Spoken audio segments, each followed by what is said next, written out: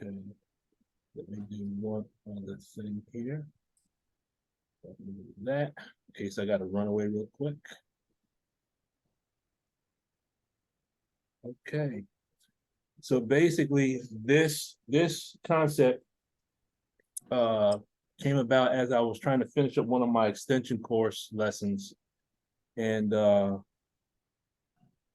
thought it might be interesting with regards to the two things that we're going to cover. And I don't have as many slides as normal, so it should not take as long, hopefully.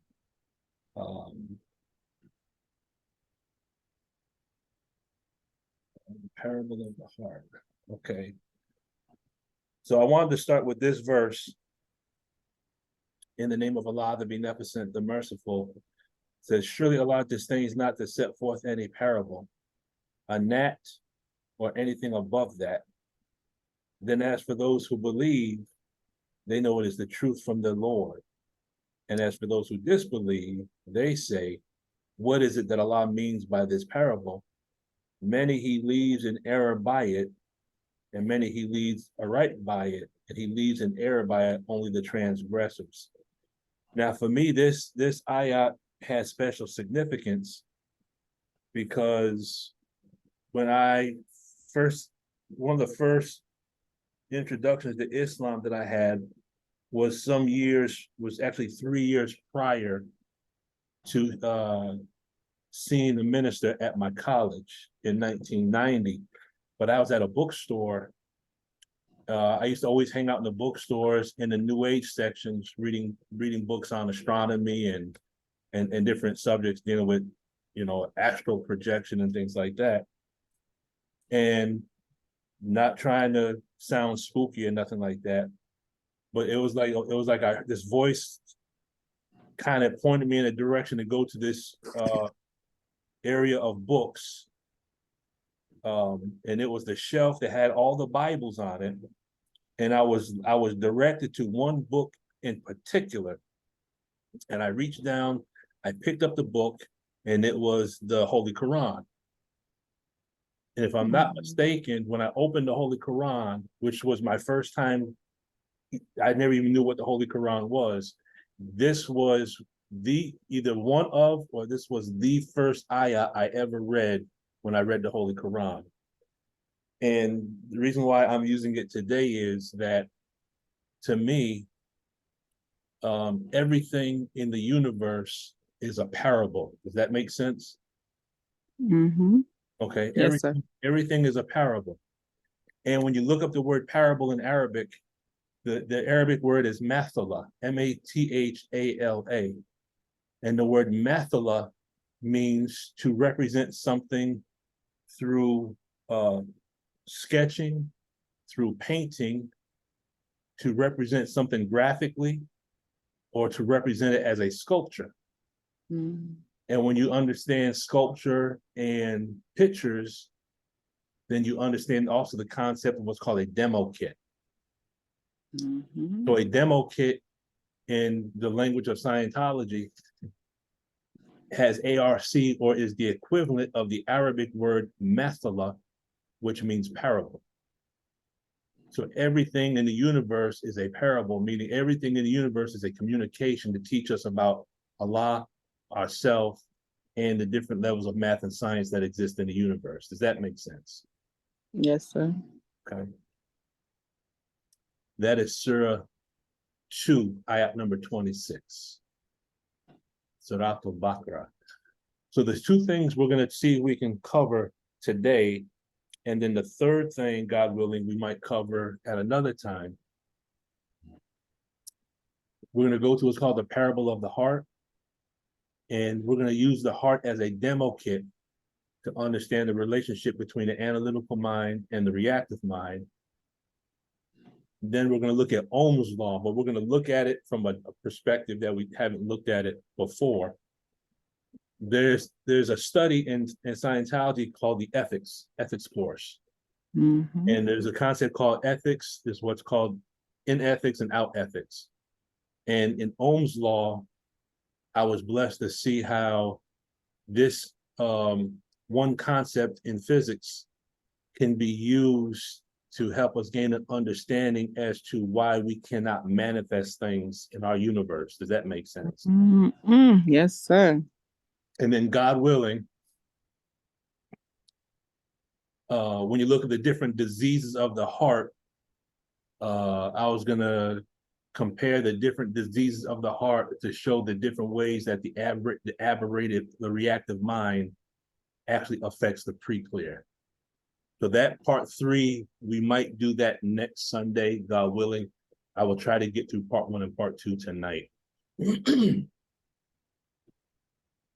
First, I want to touch on the meaning of 88008. Now, are we all familiar with the book Scientology 88008? Mm-hmm. Okay. Well, this number actually represents a science. It represents a whole concept. And it's a concept that L. Ron Hubbard presents in the language of numbers. So the meaning of the 8-8008 is, he says, if you'll notice that 88008 is, it is actually meaningful. It means infinity, which is 8. You see, infinity is just an 8 laid on its side. So that's it. An effort to attain infinity by the reduction of the mesh universe, apparent infinity to 0, and the increase of one's own creative ability, which is another way of saying one's own universe from 0 to infinity. So now let's translate that. So that first 8 represents infinity. So we could say in the language of mathematics, on one level, that 8 would represent God. Does that make sense? Absolutely. Okay. I believe the attribute, you have Al-Akhir, which is the last, and you have Al-Awwal, which is the first. And Al-Awwal, the first, I believe it's in the Arabic of that word Awwal is also connected to the word infinite or infinity. What this is saying is that second 8 is how we perceive the physical universe. We see the physical universe as greater than ourselves, correct? Yes, sir. Okay. The first 0 is how we need to bring the infinity of the universe down to 0. And then that second 0 represents our self-perception. We see ourselves as 0, and we need to raise ourselves up to being infinity or to being God. In other words, we have to begin to look at the universe as not greater than ourselves, but we are greater than the universe. Yes? Yes. Yeah. Okay. In the theta mesh concept, theta and mesh operate based on different laws. And it's the theta or the life static that produced the mesh universe, correct? Yes, sir. And if the life static produces the mesh universe and we are the life static, then we really are outside of the laws of the physical universe because we are made in the image and likeness of God, correct? Yes, sir. Yes, sir. But in our aberrated state, we see the universe as greater than ourselves. And that's why we can't accomplish anything, because we look at the universe as being cause and we look at ourselves as being effect, when in all actuality, it's in reverse. We are the cause and the universe is the effect. The minister said it like this. He talked about the multiplier and the multiplicand, and we have to be able to produce a product, correct? Yes, sir. So the universe is what we use to manifest our godliness, in other words. Go ahead, Sister Angela. I'm looking at the first that first word that you used, that means like a statue or I'm sorry, a sculpture or a picture.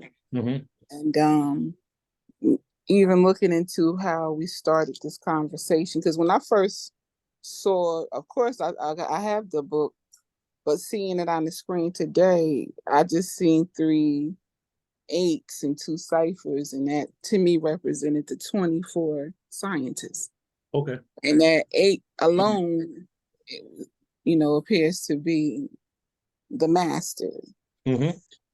Also marrying this water conversation, because what I took away, I didn't mention my takeaway or the cognition that I got from everybody sharing with the water is that it's a part of us. Mm-hmm. And I think this is the thing we're gonna have to start understanding. Allah is not just limited to space and time and the human form, it's everything. Mm-hmm. Absolutely everything Allah is in and has control of. And being that we are his children, we have a certain amount of control. And definitely it's a part of us too. Yes, ma'am. Yes, ma'am. Go ahead, Brother Wadu. A quick cognition from the first, not the second eight, the 8-0, seeing the universe greater than ourselves and needing to bring it to zero. That I remembered the minister's teaching on how the white man saw the moon and said, "I'm going there," instead of just making poetry about it or singing songs about it. And then so he reduced what he saw outside as being so great to figuring out a way to actually get there, of course, with the aid of the Black woman, the hidden figures. But yes, sir. That was a cognition that he reduced the universe outside into a thought of being able to master it and actually say, okay, I'm going out there and see what's up there. Yes, sir. Yes, sir. Yes, sir. Thank you, brother. When you really understand it, the more we study and the more we gain an understanding of the mesh universe or the physical universe, that gives us more mastery over the universe, which really, for everything we understand, it reduces the universe closer to zero. Does that make sense? Absolutely. Okay. And L. Ron Hubbard says, so we reduce the effect on us of the mesh universe from a complete effect down toward a zero effect on a compulsive level, so that the mesh universe can affect us or not affect us as we elect. That's very desirable. Now, that compulsive level is very important, because if we are in this meeting and if we have not come down from the mothership, except for Sister Angela, then we are then we are aberrated, correct? Absolutely. Yes. So if we still have Yes, our sir. reactive mind, then we still have some compulsive behaviors, yes? Yes, sir. Absolutely. So our compulsions really represent the areas in our life where the mesh universe still controls us. Because when the compulsions come up, we have to wrestle with the compulsion, and sometimes we win and sometimes we lose. But the fact is, we're still making the attempt, yes? Yes, sir. Okay. Yes, sir. So did you have a statement, Brother Wadu? No, sir. Okay. May I say something? I think you tapped into the power of this visual stimulation, at least from the point of view of our opening and me studying us or being taught a certain way to master us, to have this outside interference that I think we fight on a daily. I mean, from billboards to audio commercials or advertisement is all over the place. So absolutely. How many of us have the jingle of Burger King ringing in your head now because of so many times it's advertised on TV, or is it just me? I find all kind of jingles ringing in. I'm sick of Spectrum One and sick of Burger King because I hear these commercials every day now. But you're right. And look at it like this, and I'll make this point really quick. In our teachings, we have the slave trader, we have the slave maker, and then we have the slave owner, correct? Yes, sir. If you look at that from a dietary standpoint, the slave trader that represents marketing. Mm. The slave maker represents the chemist. I have an echo here. Oh, there we go. Yeah, I think she just fixed that. Okay. The slave maker is the chemist. Mm. Slave owners represent the fast food industry. Mm. That's the modern day slave trader, slave maker, slave owner. Another way to look at it. But this area of how L. Ron Hubbard explains it, the mesh universe, or the really the physical body, in other words, is at war with the mind. Mm-hmm. In Romans chapter 7, it lays it out in biblical language. It is the law of the mind and the law of the body at war with one another. Does that make sense? Absolutely. Okay. So what is an operating thetan? Mm. He says it's an individual who could operate totally independently of his body, whether he had one or didn't have one. He's now himself. He's not dependent on the universe around him. Now, another way of looking at this is he's not controlled by his physical body, but he controls his body. Mm-hmm. Body does not control him, or her body does not control her. And she does not depend on other people around him to get things done. Okay. That individual has self-determinism. They are an operating thetan. They're not a thetan who's talking about operating or could operate. They represent a thetan who's speaking in past, present, and future tense being perfect. Does that make sense? Yes, sir. By operating thetan, we mean theta clear plus ability to operate functionally against or with mesh and other life forms. Mm. An operating thetan is a person who can be at cause knowingly and willingly over life, matter, energy, space, and time. How is this concept described in the language of our Islam? Mm. Who was the original man? The original man is the Asiatic black man, the maker, the owner, the cream of the planet, the God of the universe. So when individuals have the ability to have control over mesh on a universal level, the Savior, Master Farah Muhammad, the Most Honored Elijah Muhammad, we can safely say that there are levels far above OT8, correct? Yes, sir. Absolutely. Hmm.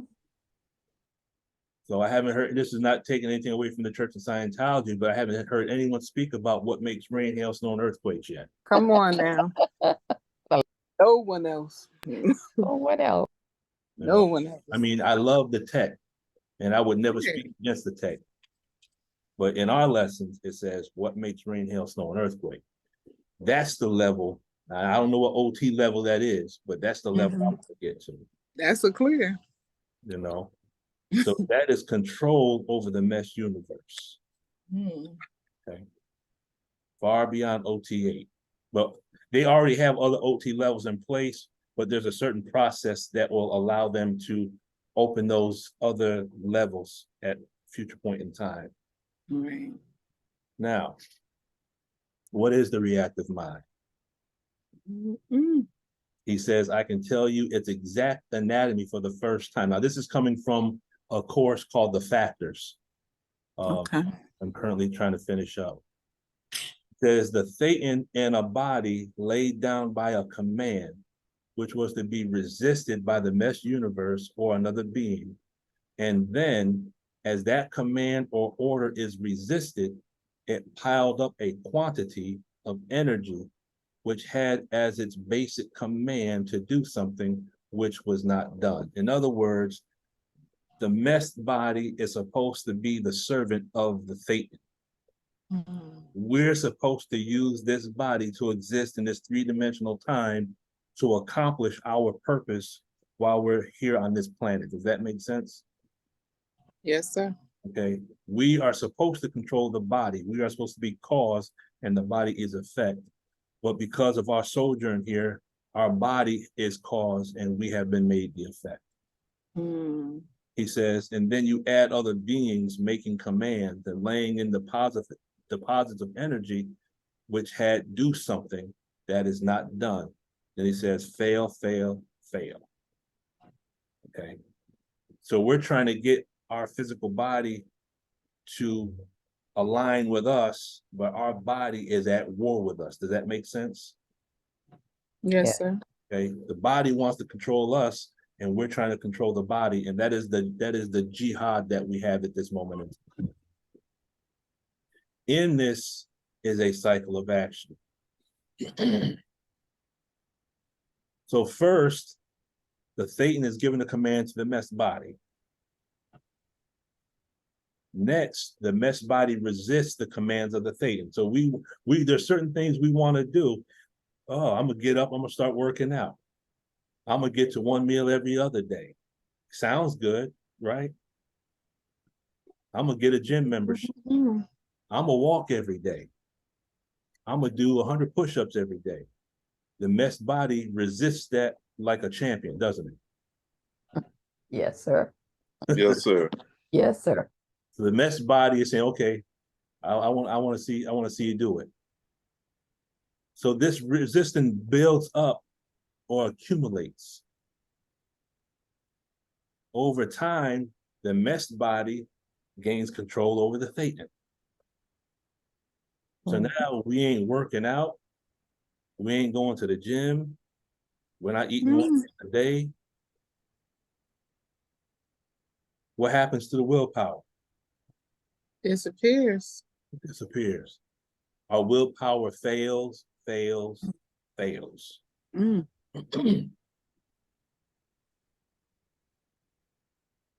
Here's where we're going to look at the heart for a minute.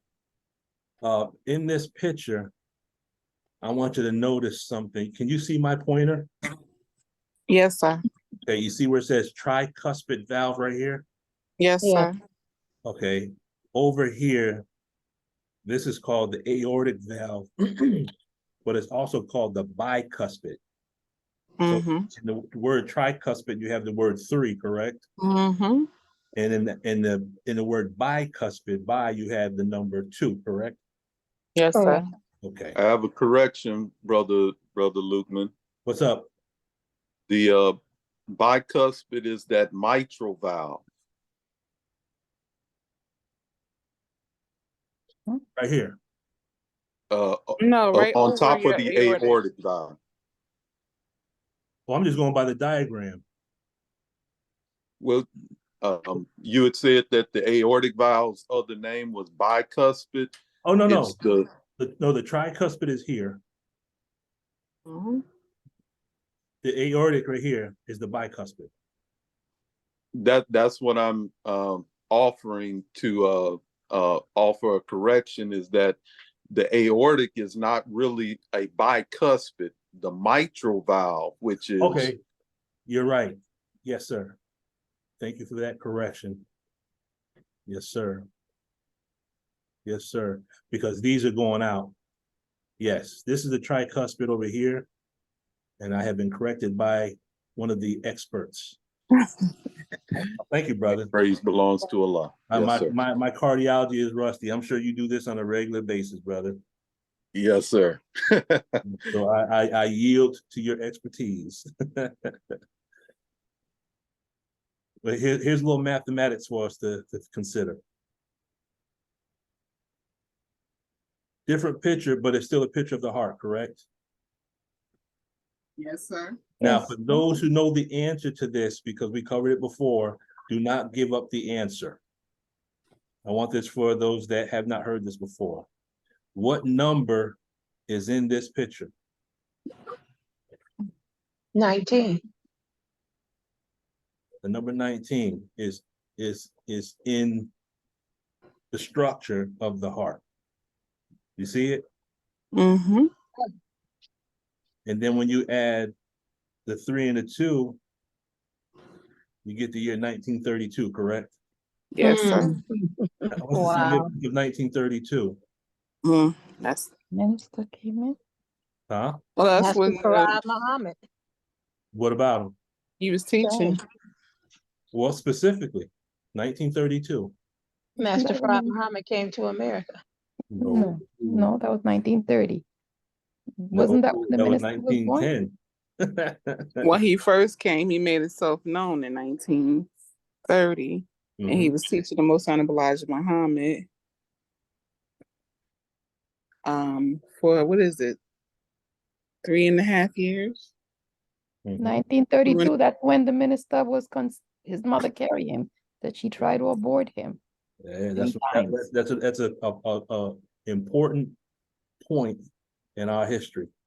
It's the first time where you have the three that are in existence.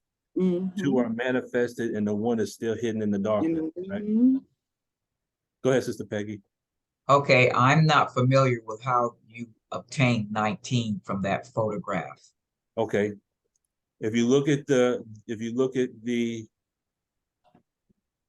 vena cava, Inferior and superior. Yes, yeah, sir. that's a number one. Okay, The aorta starts and it loops up and around behind the heart. And that's where you get the number 9. The aorta goes up and loops around. okay. This was And I see a crown too. I'm just saying, I see a crown. see when I was in school, I would use the teachings to remember the information that I needed to pass my test. That was just my way of remembering things. Okay. Now here's a more detailed picture. And I'm going to explain this very quickly, but it's very, very relevant. Anytime you have a heartbeat. Can you hear me? Yes. Yes, sir. Tell me about a. Wait. All right. So your impulse starts here. This was called, we'll just call this the SA node. Okay.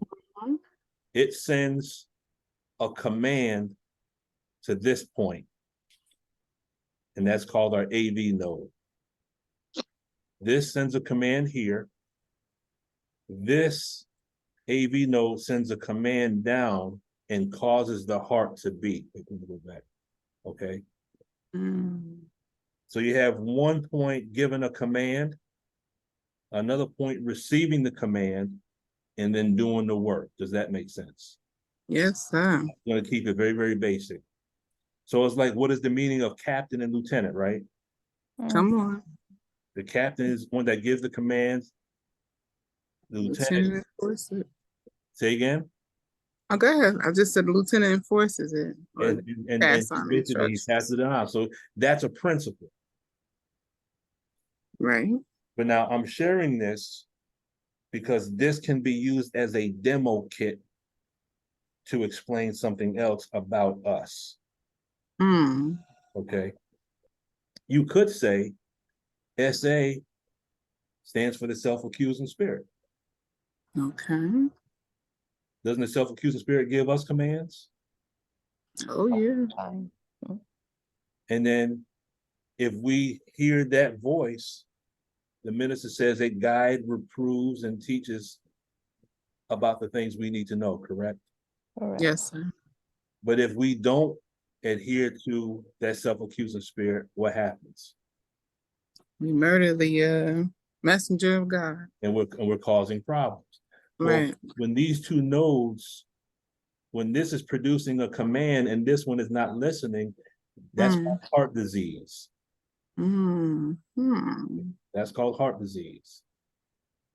Okay. I won't go too far into that. So to sum it up as a cycle of action, the SA node produces a command. The SA node gives the command to the other point. So there's a communication in the communications tech. You have what's called the source point and you have what's called the receipt point. Does that make sense? Yes. Okay, so there's an action of communication that goes from point A to point B. The AV node receives the command. So our general orders say to receive, obey, and pass on to the sentinel who relieves me, correct? Yes, sir. Okay, so the nervous system in the heart follows general orders. Mm-hmm. And when it doesn't follow the general orders, that's called heart disease. Yes, sir. So the AV node receives it and then sends it out to another point. And this is more for Sister Peggy, Brother Wadu, these fibers called Purkinje fibers, and that's what causes the heart to beat. And then what happens is, if everyone follows their instructions and everyone is obedient to the commands that they receive from the top, then the heart works harmoniously. Does that make sense? Mm. Mhm. Yes, sir. Yes. You That's kind the of, episode of Star Trek right there, Brother Luca. which episode is that? I'm just saying that's the gist of Star Trek. I look at it as our setup in the nation, because Mhm. most of the problems are caused by, for the lack of better words, insubordination. Mm-hmm. Let's look at that real quick. The SA node gives a command to the AV node, and it has to do it within a certain amount of time. Mm, mm, mm. Mhm. If it does it within a certain amount of time, then the heart beats properly. Right. But now, if the SA node gives a command to the AV node, and the AV is hesitant, or there's a delay, Brother Doctor, what is that called in cardiac language? Heart block. That's called a first degree heart block. It's like when we tell our children to do something and they drag their feet, right? Mm-hmm. Okay, that's the beginning of a problem. Oh, yes. In Scientology, that's called communication lag. Does that make sense? Yes, sir. Okay, communication lag is an index of how aberrated an individual is. Mm-hmm. Because if you're speaking to a person, if they're still down on the time track somewhere, your communication has to go down the time track to reach them, and then they have to come back to present time to answer you. Yeah. Right. Now, if you tell the child something, and then you have to wind up telling them a second time, Brother Doctor, what is that called? I'm sorry, I was writing. Say, ask one more time. If you have to give the command once, there's no response, and then you have to give the command a second time, that's called what? Flatline? That second degree heart block. That's that second degree heart block. So it reminds me of my father used to tell me, didn't I tell you? Because he already told me once. Yes, sir. Then he says, if I have to tell you again, Oh, yeah. I'm gonna get 3 shots, right? Mhm.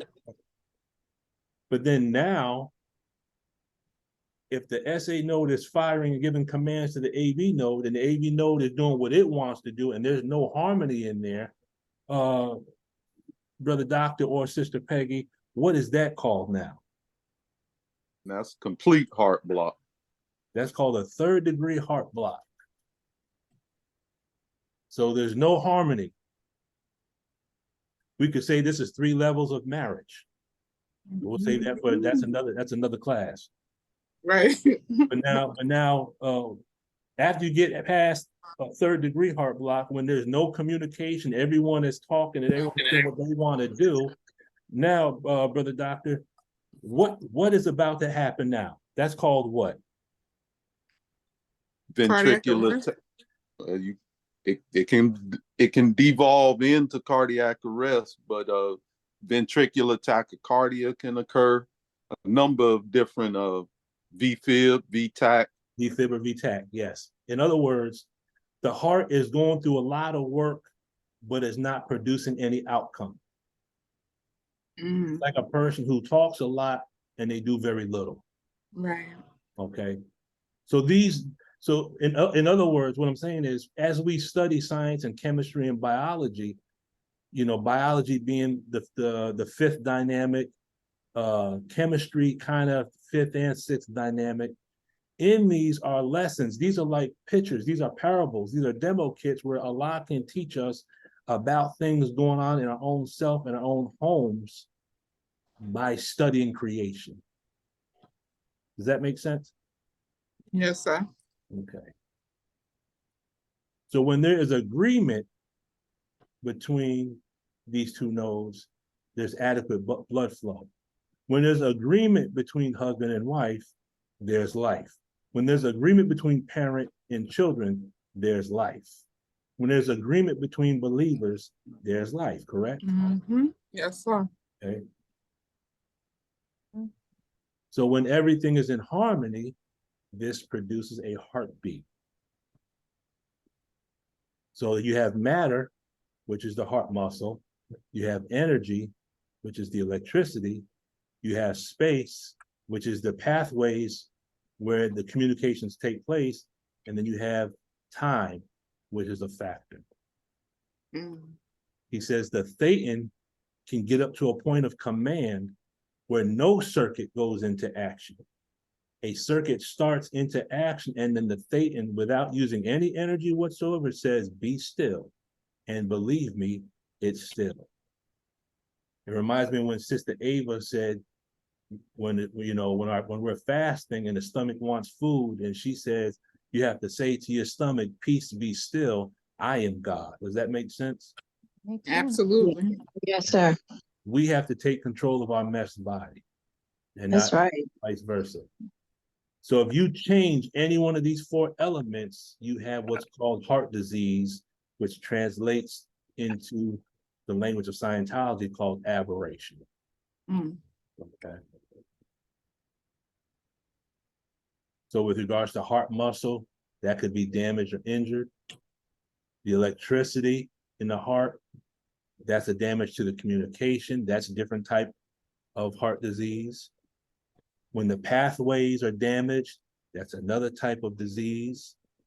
And when there's communication lag, that's another type of disease, correct? Yes.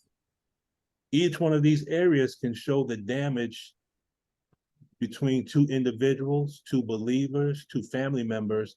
There's an injury somewhere in between them. Does that make sense? Yes, sir. Absolutely. There's a problem with the ARC. Go ahead, Sister Shayla. I just wanted Brother Wadu to talk a little bit on these type of heart disease, the different types. Oh, go ahead, brother. Sure. If you don't mind. Well, as brother has already outlined, there are a number of different blocks, but then you have those blocks, as brother Lukeman outlined, come from the signaling between those 2 nodes. There can also be disease of the muscle itself in being able to respond to the signals. You can have infection, you can have fluid build up around the heart. There are a number of different heart disorders. Ischemia, which leads to what Sister Angela said, the arrest. Ischemia is the lack of nutrients, of oxygen. The heart, like other tissues in the body, but it has the greatest oxygen demand of tissue in the body because it is constantly beating, and those heart muscles need oxygen as their energy source. So any disruption of that supply of oxygen, you can develop what we call angina, which is chest pain. Some people only have chest pain when they do something. When they go to exert themselves, then they get a chest pain because the heart is not able to supply what the body is demanding at that moment. And then it progresses to become stable angina or chest pain at rest. They don't have to try to do anything and they still have chest pain. So there are different degrees of heart disease. Thank you so much. Thank you. That answer your question, Sister Shayla? Yes, thank you so much. Now there's something else I want to put here, and I don't quite know why it came to me this way, but hopefully this might mean something to someone. But I'm gonna ask the question to you, Sister Shayla, and it's not a difficult question. But when a person exercises and they begin to breathe very, very heavily by exerting themselves, does a person breathe heavily because they're trying to get oxygen in, or are they breathing heavily because they're trying to get carbon dioxide out? Probably they're trying to get oxygen in. That is what we're always taught. But now let's look at this as a demo kit really quick. Our breathing increases when we exert ourselves, because in exerting ourselves, our body is producing toxins. And toxins, I mean carbon dioxide. So we're increasing our breathing because we want to get this toxicity out of the body. Now, let's use this with regards to prayer. When we make our prayer, are we praying to get righteousness in, or are we praying because we want to get unrighteousness out? Unrighteousness out. Both. Is that my thing going on? World is this? Give me 1 second. Okay. Okay, so that's just a little demo kit. So when we go a certain number of days when we don't make our prayers, do we see how things how we start to get grumpy, or we start to kind of get real negative? Yes. For me. I don't know anybody else. For me. And it's the same for me. It's like our mind and things just seem like they don't flow properly. And part of that reason could be the same reason, we're using this as a demo kit, because when we're making our salat, one of the things we can look at that as spiritual breathing. We're trying to get the stress and the anxiety out. And I use that as an example. I shared this already before. Last week I had an episode with my blood pressure, and my blood pressure had went up to 140. I think it was 142 over 100. But I had did some studying with regards to the effects of salat on the nervous system. So what I said to myself is, I said, okay, I'm gonna put my faith in Allah on this. My blood pressure was slightly elevated. Let me make my salat and see what happens. And as a result of making my salat, my blood pressure went from 140 over 100 down to 132 over 97 or something like that, or 132 over 89. Wow. Making salat actually reduced my blood pressure. Praise be to Allah. So when we're told that, prayer is like a prescription, I have witnessed that for myself, that's actual fact. Praise be to Allah. Okay. Now, what if the SA node represented the analytical mind and the AV node represented the reactive mind? Now we're going to use it as a demo kit. Then the heart itself would be the messed body, correct? Yes, sir. Because really, when you look at Dianetics Book 1, you have the analytical mind, you have the reactive mind, and then you have the somatic mind. Somatic mind represented the physical body. The reactive mind represented that force inside the physical body, and the analytical mind represented the fate, correct? Correct. Yes, sir. Okay. So we asked the same question, but we're using it as a demo kit. So now we start with the analytical mind that gives commands to the reactive mind, correct? Yes. Okay. But what does the reactive mind do? It don't follow the command. Follow. Okay. Not at all. Not at all. We say to the reactive mind, I'm going to drive past Krispy Kreme. I'm not stopping today. I'm driving past, and you can input whatever it is that causes that steering wheel. So you input yours. Right. Okay. So then resistance builds up or accumulates, so the resistance that the reactive mind uses with regards to the thetan, the individual, accumulates in a fine mist that the naked eye can hardly detect, correct? Okay. Now, the control of our control over the reactive mind is declining, yes? Yes, sir. Yes. What happens to our willpower? Fail, fail, fail. Okay, that is called compulsion, obsessions, insanity, neuroses, and psychosis. Mhm. That's really the reactive mind is cause, and we have become effect. In the language of Islam, the devil has settled on the best part. Yes, Yes, sir. he has settled. So our greatest battle is to increase our willpower to overcome the urges, the compulsive behavior of the messed body. When you look at any religion, Zoroastrianism, the Baha'i, Christianity, Islam, Buddhism, really, you could summarize all these faith traditions as giving an individual what is necessary to gain control over their physical body so that the physical body doesn't control the individual. Okay. So this is our devil. This physical body that we're at war with. Our lessons say, then why did God make devil? To show forth his power, and righteous, that he could make the devil which is weak and wicked and give the devil power to rule the earth for 6,000 years and then destroy the devil in one day without falling a victim to the devil's civilization.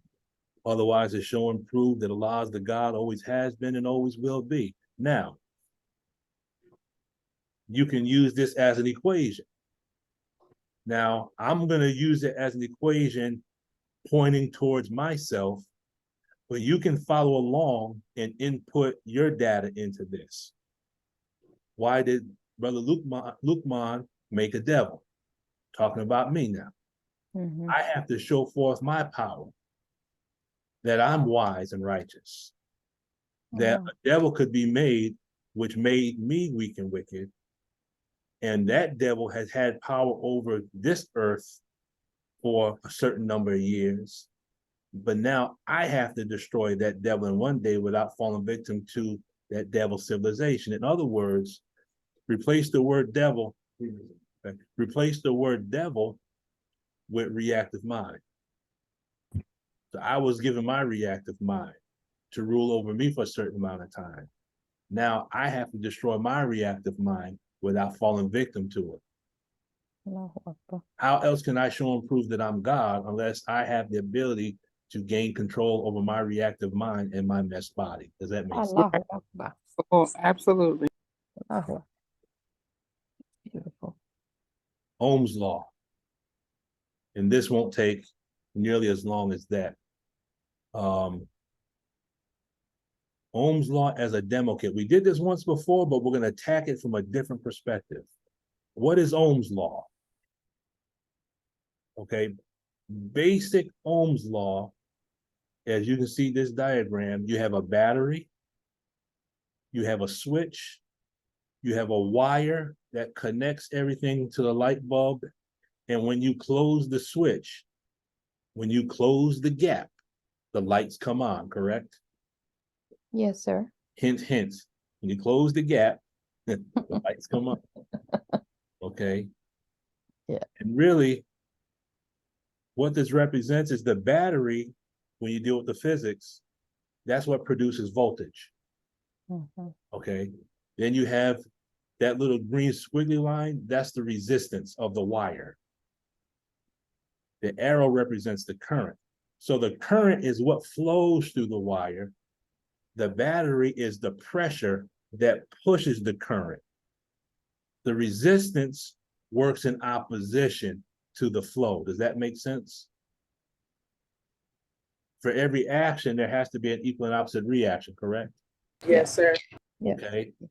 And if your flow is stronger than your resistance, and there's no gap, that means what? The light will come on. Does that make sense? Yes. Yes. But now some of us remember when we were using our cassette tapes, when our tapes began to slow down, the song started slowing down, we knew it was time to do what?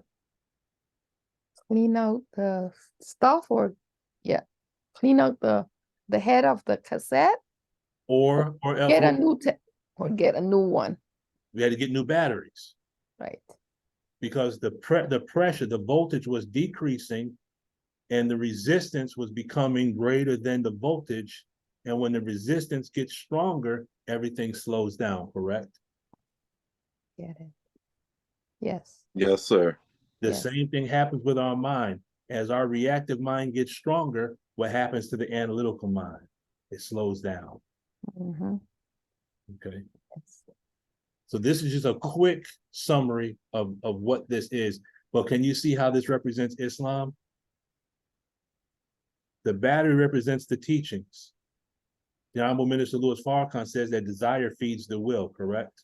Yes, But as the will flows through, there's always opposition that works against our desire and our will. And what happens is that's what causes our light to begin to dim down. Yes? true, very true. Okay. Same concept, using as a demo kit now. The formula is I equals V over R. The I represents current, then you have the voltage, and then you have resistance. Now, mock up in your head this real quick. If voltage is 12 and resistance is 2, 12 divided by 2, my current will be what amount? 6. 6, okay? 12 divided by 2 is 6. If I increase my resistance to 4, 12 divided by 4 equals what? 24 science, Huh? 24. Nope, 12 divided by 4 equals is 3. 3 por 4, 2. 3. But now if I say 24 divided by 2, then my current is what? 12. 12. What that teaches us is if I increase my voltage, I'll increase my current, yes? Yeah, Yes, sir. If I increase my resistance, that will decrease my current. mhm, So voltage is directly proportional to current, and resistance is indirectly proportional to current. Does that make sense? Absolutely. And we Okay. might go deeper into this on Wednesday, but okay, that's how the numbers work. But let's change the current, the voltage, and resistance, and let's say willpower equals desire over doubt. If I increase my desire, what happens to my willpower? It increases. It increases. it increases. If I increase my doubt, what happens to my willpower? It decreases. Increases. Decreases. So we have not because we don't believe that we can have, correct? Gotcha. Yes, sir. Yes, Doubt represents the reactive mind, yes? yes, Yes. So when our reactive mind is stimulated, it has an indirect relationship and it reduces what it is that we would like to do. And that's what causes us to go down the tone scale, correct? yes. Yes, sir. When we do straight wire and pleasure moments, what are we doing? We're increasing the desire. Yes. And as we increase the desire, what happens to the willpower? Goes It up. decreases. So what effect does that have on tone? It raises the tone. It raises the tone level. Now, here's the main reason why I want us to cover this. He says, now the operating thetan would be the ability also to operate in this universe, to operate as a thetan, to exist as a thetan, to observe and cause effects in this universe as a thetan. What effects? Well, fortunately, one couldn't get up to the point of causing effects until he got up to an ethic level, which would inhibit his causing very bad effects. Does that make sense? Yes, perfect sense. Okay. So what he's saying is that the operating Thetan has the ability to control the universe. And by universe, an individual's home is their universe, an individual livelihood. The things that an individual is doing, that is their universe. Who do we have as new owner? The new owner, could you identify yourself, please? No, I will not. Say again, I'm sorry. It is I. Oh, we got- Hold on.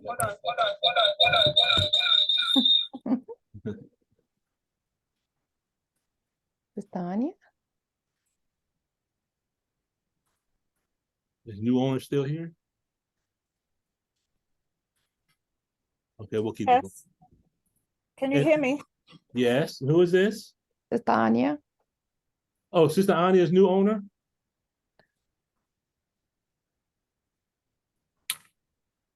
Can you hear me? Yes, ma'am. Okay, assalamu alaikum. It is me. Okay. Okay, you're safe. Please don't cancel me. So our ethic, which is the same as saying righteousness, our ethic level must be greater than our out ethic level, which is really synonymous with disobedience and sin. Does that make sense? Yes. Okay. So when he says what effects, well, fortunately, one couldn't get up to the point of causing effects until he got up to an ethic level, which would inhibit his causing very bad effects. In other words, it's our out ethics that's keeping us in mediocrity. True. It's our habits that's keeping us at a certain level. Yes. Now, what's one thing that can be considered out ethic? Now, it might not be as drastic, but I'm pointing the finger at myself. When an individual does not eat one meal a day, could we say that that's out ethic? On one level, we could, but we're striving. Anytime we fail to be 100% to the restrictive law and to the guiding rules of conduct on a certain level, we are working in out ethics. Could we say that? Yes. Okay. Sister Peggy. Okay, so you're calling out ethic. Okay, I thought if it was something personal, it's a value. It's part of your value system. But if it's an ethic, it includes more than one person. According to the ethics, the ethics course, ethics is what we do as an individual. Oh, okay. Okay, now I'm gonna use this as an example, and I can't remember the exact quote. Is Sister Tina on? Okay, she's not on, but I'm sure some of us have heard this quote. The minister had made the statement. I'm paraphrasing it. I pray Allah someone knows the quote. What you do when you're alone is who you are. Some along those lines. Yeah, that's your integrity and your value system. Okay. That's your ethics. Okay. Okay. Does anyone remember the quote? I don't remember it precisely, but it's from the Swan Song, I believe. Okay. Okay. So that's the assignment. We got to go watch the Swan Song, which is what I need to do again anyway. So ethics is what we do when no one's around. I remember Brother Abdul Sharif had a cassette tape years ago that talked about the little black box. I still have that cassette tape. And the little black box represents what we do that we're not supposed to do that only Allah knows about. And there's a scripture that says, blessed is a man whose sins God doth hide, correct? Got off? Yes, sir. Okay. Sister Peggy, you got another question? Yes, sir. Okay. Maybe Brother Wadud can help us on this too, because when you take a case to the ethics committee in a hospital, that's just not about one's personal personal value system, that includes other people. Mhm. Isn't that what I thought? That's what ethics is. But if you're telling me that LRH is telling us that it's something different, well, then I can go with what he says is ethics because we're doing Scientology. Well, I'm looking at it from the perspective of the course, but if you're dealing with ethics, you're saying you're bringing someone else up for what they've done. Yeah, no, because your value system, your integrity is based on your personal values. Mm-hmm. Comes to ethics, it's not just about you, it's about you and others. So when you take a case to the hospital Mm-hmm. ethics committee, it's not just about a physician's or a nurse or the patient's value system. It's about more than the individual value system. Okay. Because you have to, yeah, it's not based on your value system. It's how what you believe is going to affect someone else. And then it becomes an ethic. Then it becomes ethics, right? Okay. So let's look at it. Let's look at it from this perspective. If you look in the text, because really I can see how the two are connected. The two are connected based on the way you're explaining it as far as the ethics committee. The two are connected. When you deal with agreed upon behaviors, a person, we'll address this real quick. When a person does things out of ethics, that's called an overt. Okay. And when a person does an overt, there's also what's called a withhold, meaning there's certain things that people do, but they don't speak about. And it's done with regards to what's called a motivator. And I'll use this as an example. Let's say one of the guys at the firehouse sees a wallet laying around, takes the money out of the wallet. Okay. He just committed it over. But when it's found out, he explains the reason why he did it was because someone stole his money the week before. So he used that theft against him as a motivator, as a justification to allow him to steal the money from someone else. Does that make sense?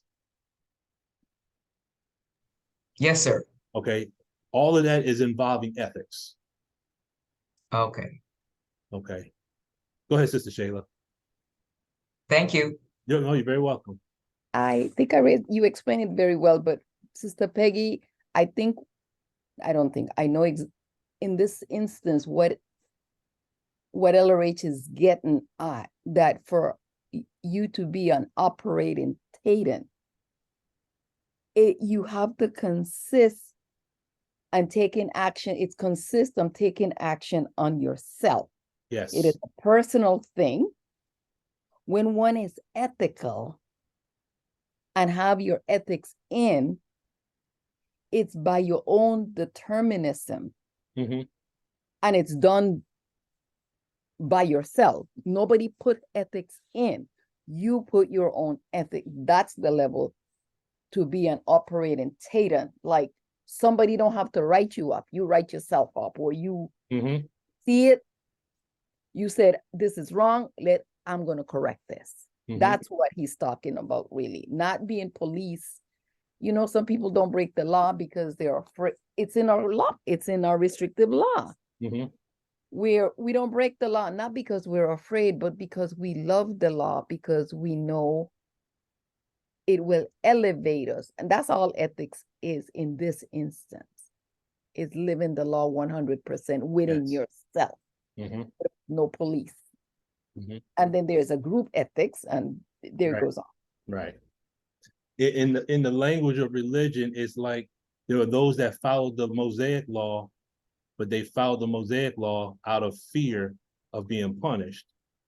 But then Jesus says, if you commit the sin in your mind, then you've already committed it. So following the restrictive law at Savior's Day, that might not necessarily be ethics, because we're following the law because we're in front of everyone. But if we follow the restrictive law when we're by ourselves, we are putting ethics in on ourselves. And that's the kind of the way, Sister Shayla, that's the way you're explaining it, correct? Yes. Okay, Sister Peggy, are we all clear on that? We're all in ARC on that? Wait. Yes, ma'am, Sister Shayla. Thank you. I see now, so that we're using ethics according to LRH. Yes. Mhm. Okay. It's what we put on ourselves when no one's around. Okay. And Sister Peggy, and in this instance, like which is where Brother Lukeman is taking us. Whenever we cave in and we fall into something or are confronted with something in our personal lives, we got to dig ourselves up with our own ethics. We will come up if we put our ethics in immediately. Yes. You don't need to go look anywhere. We know what that is and put it in. That's all. Yep. 100% correct. Sister Denise.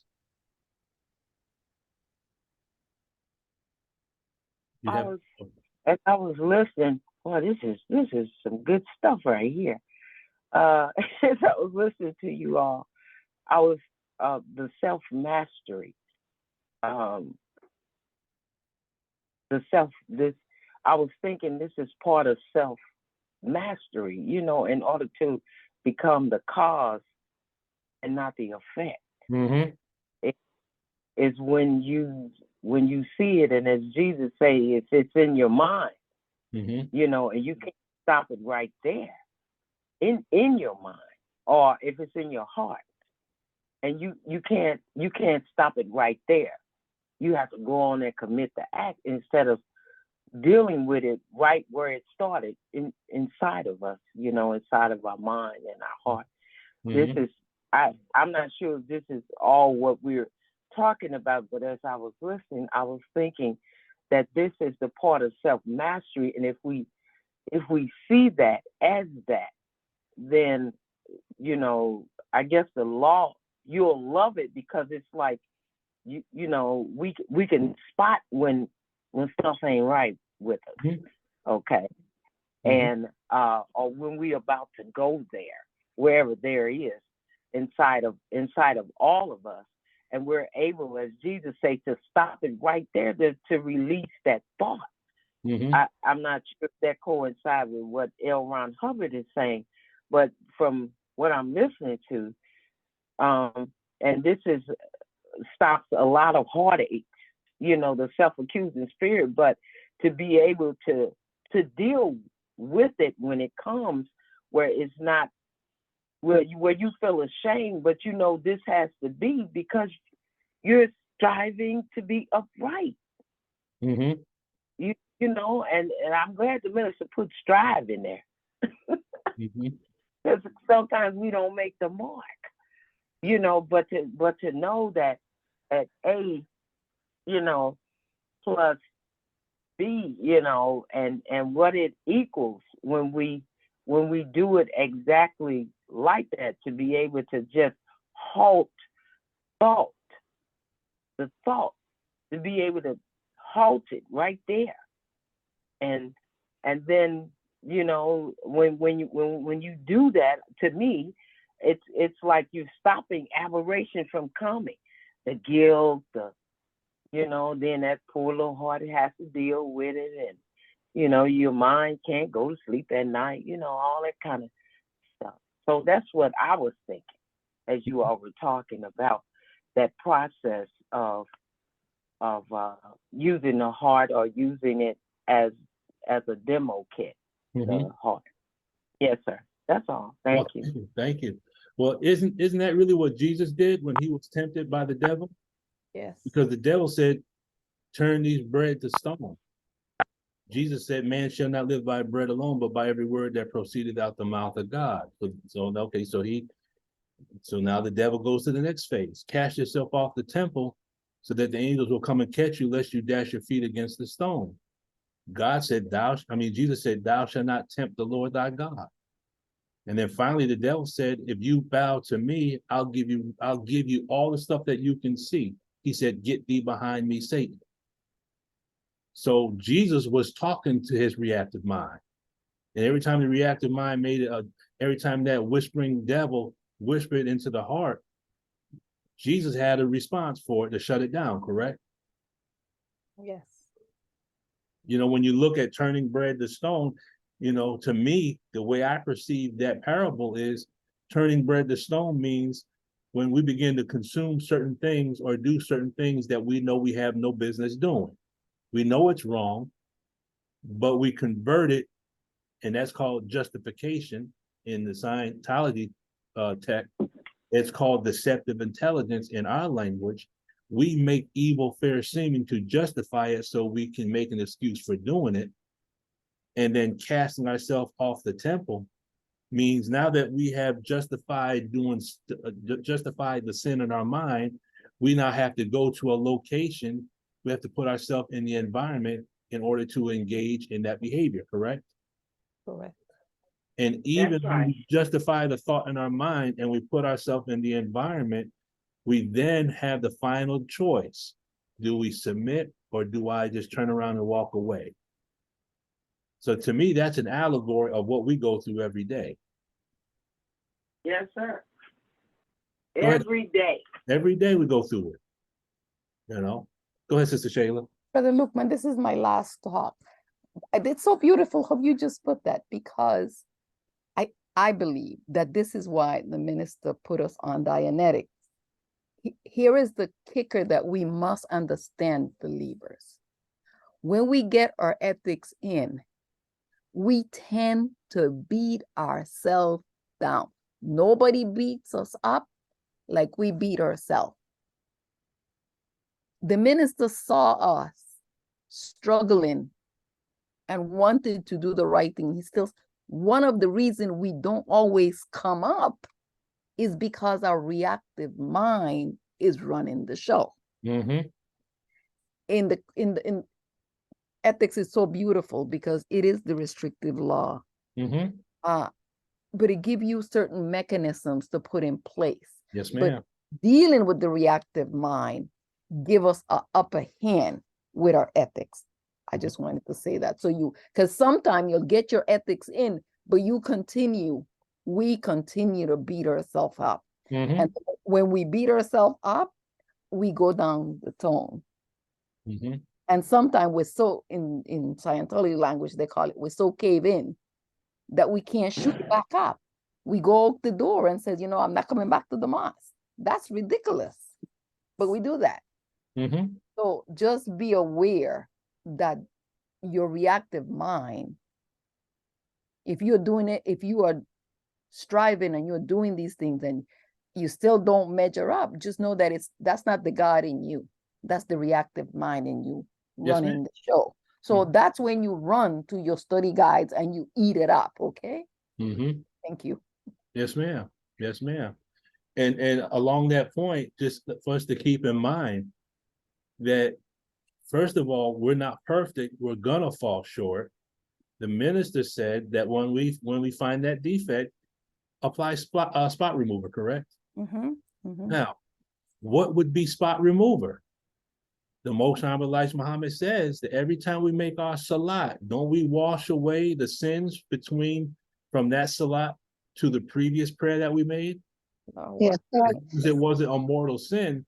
So if the Most Honorable Elijah Muhammad said that making our salat cleans the slate, and the minister says apply spot remover, to me, spot remover is making prayer. Once we make that prayer, we need to cut ourselves some slack and say, you know what? If Allah can forgive that, wipe that away, I need to let that go.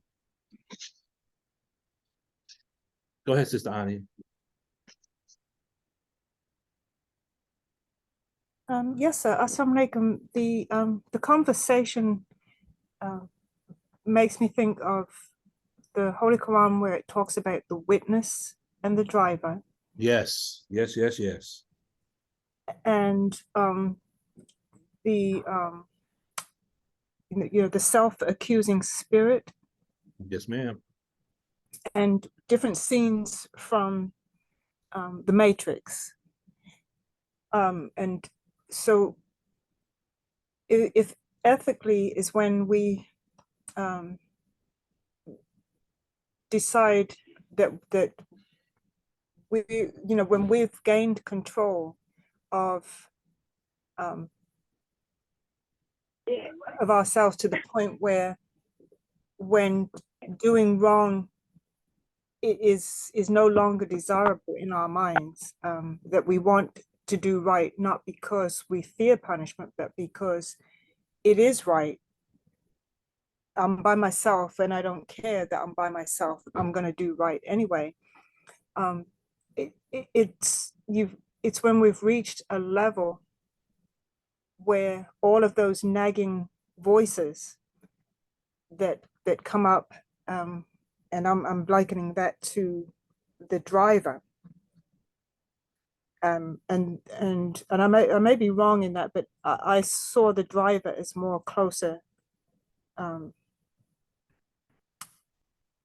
to that voice that comes up that makes you want to do wrong, and the witness more to the self-accusing spirit when we've gotten control, because now the witness doesn't, if you're witnessing something, you don't have to act, you're just observing. The witness is like an observer and recording what's taking place as opposed to taking action. So it's like the witness becomes, the self-accusing spirit becomes the witness once we've gained control of ourselves. And so in the Matrix, those nagging voices, I liken that to those little mechanical machines that were trying to get into the vessel. And they were running around trying to plug up all of the holes where those little nagging voices got in, and doing everything to try to keep those little machines out. So that's us trying to overcome those inner voices that rise up and want to drive us to do wrong. And then once we finally gain control, it brought me to that scene in the Matrix where Neo is just standing there and they're firing everything at him, and he just puts up his hand and he's able to just ward everything off peacefully, calmly. He's in total control, and he can, keep that force field up around him to keep all of that negativity and the or what's being thrown at him. He can ward that all off with ease. So that's the images that came up in my mind as I listened to the conversation of when we get to that point where we become more of just the witness, observing and not having to react to everything that comes at us. Yes, sir. Here's a thought I had probably about a week or so ago, and it's right in alignment with what you're speaking about right now. The Matrix, to me, one of the greatest movies of all time. Could we say that Neo in the Matrix, when he was in the Matrix, represented him while he was in his reactive mind? Can we say when he got unplugged from the Matrix that he started to progress above 0.0, going up the tone scale with Morpheus as his auditor? And can we say at that scene where the agents were firing at him and he was just standing there, could we say that he finally reached the state of clear? Because now he was back inside the Matrix, but now he was controlling the Matrix and not the Matrix controlling him. Could that be the same as he was controlling his reactive mind and his reactive mind was not controlling him? Because then the agents would be the valences, correct? They could be anyone, is what we're told, right? Yes, sir. Okay. So next time you watch The Matrix, just look at it from the perspective of someone who's in the reactive mind, they get unplugged from the reactive mind and they go up the scale and become clear. Just another way of looking at it. Yes, sir. But thank you for that observation. There's a lot of science in that. I think we'll go ahead and get ready to land this plane here now. Same diagram, but let's look at it from ethics. And I think this is where we're going to end it. The battery could represent the reactive mind. So we're going to reverse this now. The battery is the reactive mind. Isn't that the same as being savage? Yes. Is aberrated and savage the same thing? Yes. Okay. Yes, yes. Okay. So Yes, sir. the current, that which the reactive mind produces, that would be the out ethic behavior, yes? Yes. All right. Okay. That's a snake of the grafted type. Mhm. Or we could say sin, because the reactive mind is what feeds the sin, correct? Yes. Okay. That light, in this instance, would represent aberration, because as long as the reactive mind can produce the out ethic behavior, then that's what's going to fuel our aberration, yes? Yes. Yes. Now, it's interesting, but the word nur means light.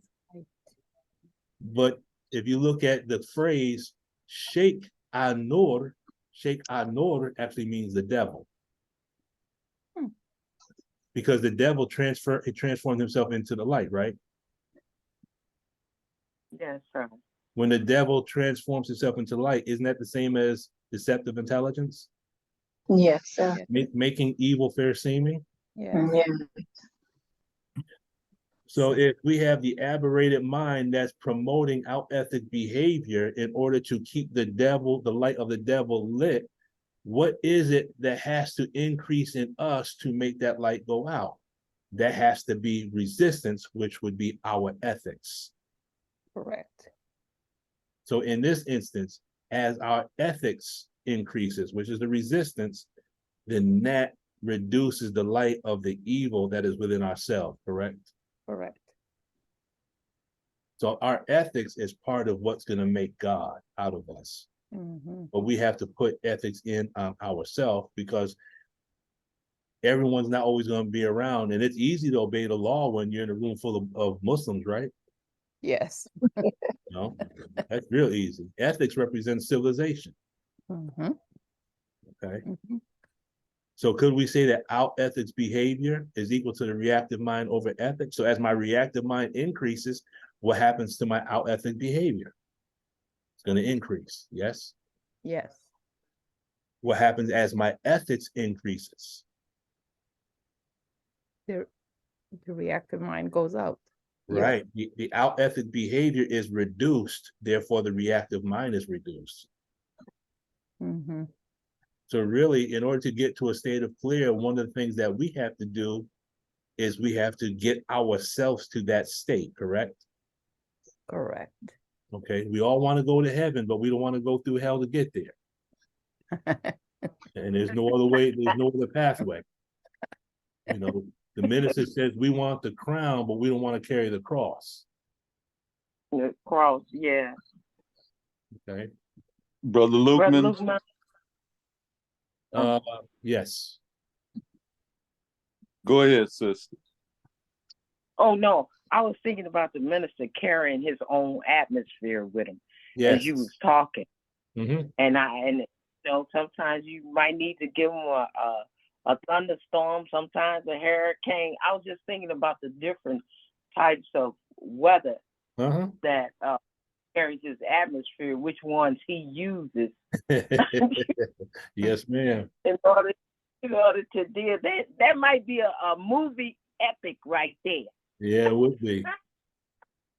Would be. Okay, that's what I was thinking about. Yes, sir. Thank you. Go ahead, brother. Thank you, sir. Thank you. Yes, sir. As we do battle with the out ethic behavior, would that be akin to the statement of sit yourself in heaven at once? Oh, yes, sir. Oh, yes, Yeah, sir. there you go. There you go. Absolutely. Yes, sir. Yes, sir. Thank you for that one. Last but not least, if our savage behavior increases, what happens to us as being a snake? Increase, right? It increases. What happens if our civilized behavior increases? We move closer to God. So our snakiness and our sin will do what? That'll decrease. Yeah. So here we're using physics, we're using mathematical formulas, but we're using the physics and the formula as demo kits to understand our Islam and our text. Would that not be called a mathematical theology? Yes. Yes. So the operating thetan equals God. Let's look at the law of substitution, and I think this is where we're going to end it. So he says, now the operating thetan would be the ability also to operate in this universe, to operate as a thetan, to exist as a thetan, to observe and cause effects in this universe as a thetan. Now let's take those words in orange and substitute them. Where it says operating thetan, we'll put original man, and where it says thetan, we'll say God. Mhm. Now, the original man would be the ability also to operate in this universe, to operate as God, to exist as God, to observe and cause effects in the universe as a God. Does that have ARC? Yes. Yes, sir. Okay. No, it's just another use of the concept of formulae. Summary. The elements of creation represent communications to teach us a knowledge of Allah, God, self, and the universe. The heart can be used as a parable of demo kit to gain a knowledge of self and the reason why aberration can be manifested in us. And Ohm's law, which is the physics of electricity, can also provide a demo kit to teach us a knowledge of self. Now, we could have gone into more in depth, which we might do at another time, but we'll end it right there and open the floor to any final comments or questions before we close it out. Sister Patricia. Yes, sir. Assalamu alaikum. Earlier you were speaking about how the mind tried to control the body and the body control the mind. Mm-hmm. So when you just did that formula, well, the question I want to ask this before I make that statement.